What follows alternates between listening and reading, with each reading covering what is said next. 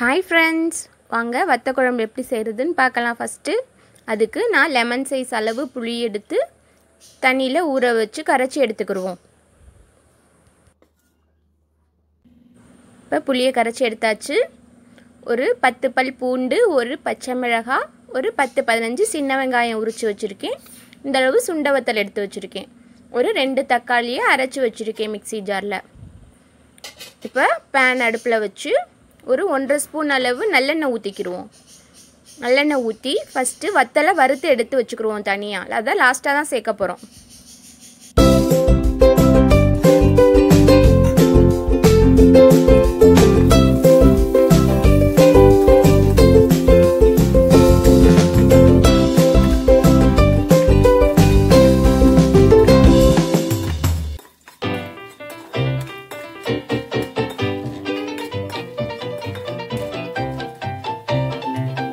வத்தல் நல்லா வறுபட்டுருச்சு. இப்போ அதை தனியாக எடுத்து வச்சுக்கிடுவோம். இதை லாஸ்ட்டாக தான் சேர்க்கணும் ஃப்ரெண்ட்ஸ். இப்போ அதே ஆயிலோடு சேர்த்து குழம்புக்கு தேவையான ஆயில் ஒரு 3 டேபிள் ஸ்பூன். வத்த குழம்புக்கு நிறையாவே எண்ணெய் ஊற்றுனா ரொம்பவே டேஸ்ட்டாக இருக்கும் ஃப்ரெண்ட்ஸ்.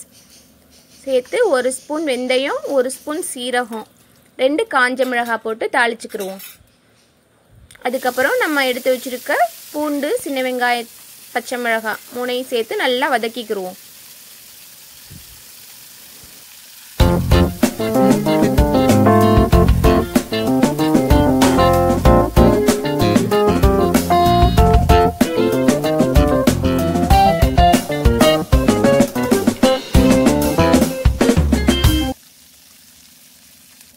இப்போ நல்லா வதங்கிருச்சு. நம்ம அரைச்சி வச்சுருக்க தக்காளி பேஸ்ட்டை உள்ளே சேர்த்துக்கலாம். நான் 2 மீடியம் சைஸ் தக்காளி எடுத்து அரைச்சி வச்சுருக்கேன் ஃப்ரெண்ட்ஸ்.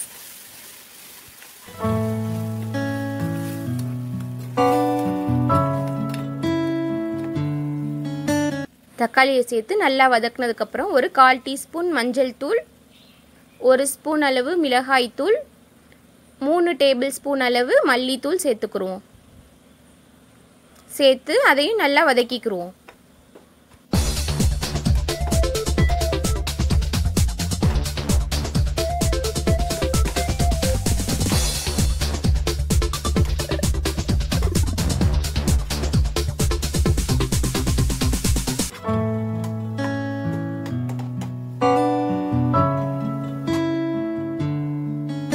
இப்போ நல்லா வதக்கியாச்சு. கரைச்சி வச்சுருக்க புளி தண்ணியை உள்ளே சேர்த்துக்கலாம்.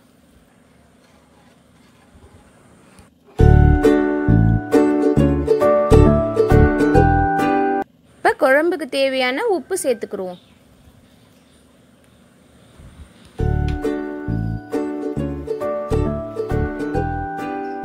உப்பு சேர்த்ததுக்கப்புறம் நல்லா மிக்ஸ் பண்ணி ஒரு 10 நிமிஷம் நல்லா கொதிக்கணும் ஃப்ரெண்ட்ஸ்.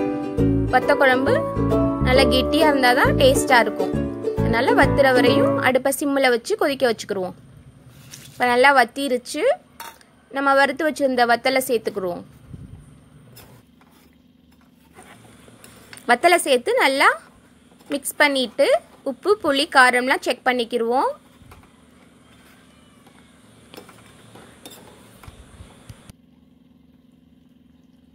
இப்போ குழம்புக்கு கொஞ்சம் உப்பு பத்தலை, அதனால் கொஞ்சோண்டு உப்பு சேர்த்துக்கிறேன். சேர்த்து மிக்ஸ் பண்ணிவிட்டு ஒரு சின்ன துண்டு வெல்லம் சேர்த்துக்கிடுவோம். இதில் பாதி அளவு சேர்த்தா போதும்.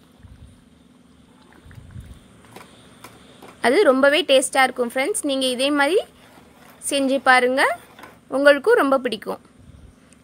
இப்போ வத்தல் குழம்பு ரெடி. அடுத்து பீட்ரூட் எப்படி செய்கிறதுன்னு பார்க்கலாம் வாங்க.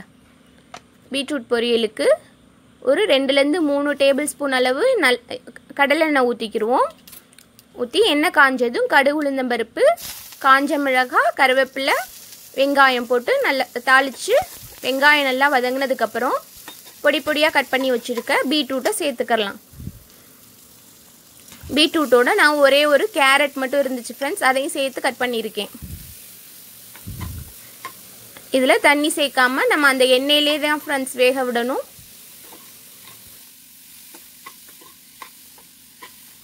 அடுப்பை சிம் பண்ணி ஒரு 10 நிமிஷம் வச்சுக்கிடுவோம்.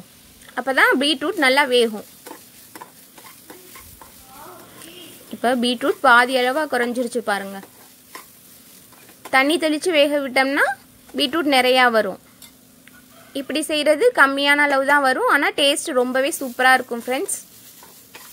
குயிக்காகவும் செஞ்சிடலாம்.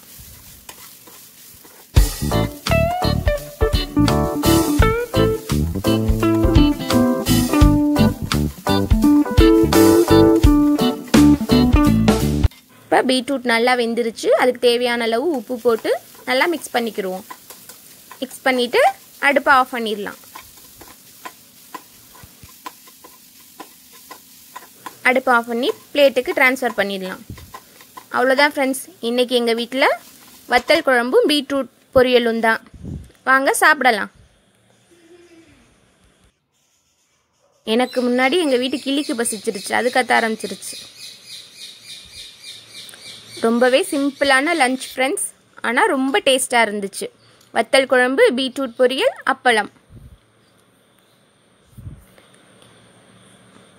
ஓகே ஃப்ரெண்ட்ஸ், இதே மாதிரி நீங்களும் உங்கள் வீட்டில் செஞ்சு பாருங்கள், உங்களுக்கும் ரொம்ப பிடிக்கும்.